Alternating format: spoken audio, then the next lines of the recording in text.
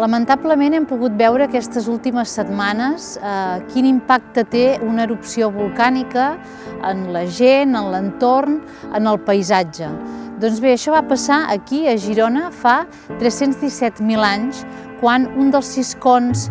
volcànics de la vall de Llémena, el Puig d'Adri, va entrar en erupció causant dues llengües de lava, una que va anar resseguint la riera cap a la vall del Llémena, però una segona de 12 quilòmetres que va anar des del con del Puig d'Adri resseguint el Ter fins a Fontejau, passant per Domeny. Podeu trobar més informació a un reportatge que va fer Revista de Girona de part d'Albert Aulines, prehistoriador, que ens assenyala què va passar després de la formació d'aquestes colades. I és que durant 250.000 anys neandertals es van anar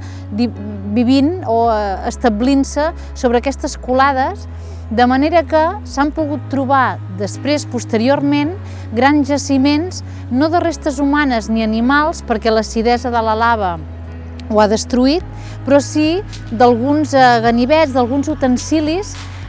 que han marcat com a jaciments de neandertals, a més jaciments importants fins i tot a nivell europeu. De fet, el prehistoriador marca dos moments de troballes, un, i per això estic aquí, tant a la construcció del polígon industrial de Domeny com també de l'Institut Carles Rahola,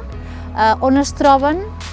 restes d'aquests jaciments. El Carles Rahola l'any 99, el polígon industrial també en els anys 90-2000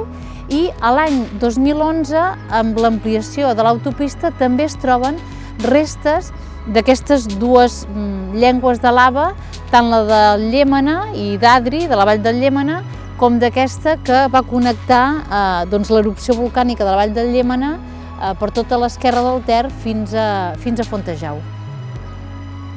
Tot plegat ens parla d'un macrojaciment prehistòric a Girona, situat justament sobre la colada volcànica del Puig d'Adri, en una zona estratègica entre el Llémena i el Ter, i a mitja hora caminant d'allà on milers d'anys després hi hauria la catedral de Girona.